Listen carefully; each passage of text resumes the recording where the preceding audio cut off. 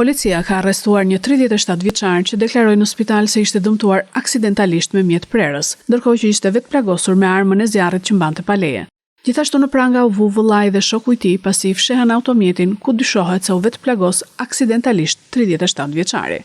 Pas njoftimit të spitalit të Lushnjës se një shtetas i dëmtuar në këmbë kishte shkuar për të marrë mjekim, shërbimet e komisariatit të policisë Lushnjë nisën hetimet dhe si rezultati tyre zbardhën rrethanat e rastit.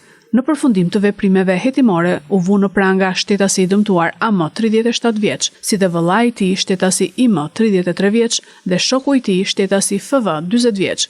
Nga hetimet e deritanishme dyshohet se 37 vjeçari është vetë plagosur aksidentalisht në automjet me një armë zjarri të cilën e posedonte pa leje. Për të penguar zbulimin e së vërtetës, ky shtetas ka deklaruar në spital se është dëmtuar aksidentalisht me mjet prerës. Aktualisht ky shtetas është në kujdesin e mjekëve dhe jashtë rrezikut për jetën. Dy shtetasit e tjerë u arrestuan sepse dyshohet se kanë fshehur automjetin ku vetë plagos shtetasi AM, si dhe kanë mbështetur deklaratën e rrem të tij. Gjatë kontrollit në automjetin e gjetur nga policia, u gjetën dhe sekuestruan 2 fishek dhe një predh armësh zjarri. Në drejtimin e prokurorisë së Fierit, po punohet për të dokumentuar me prova ligjore të gjitha rrethanat e këtij rasti.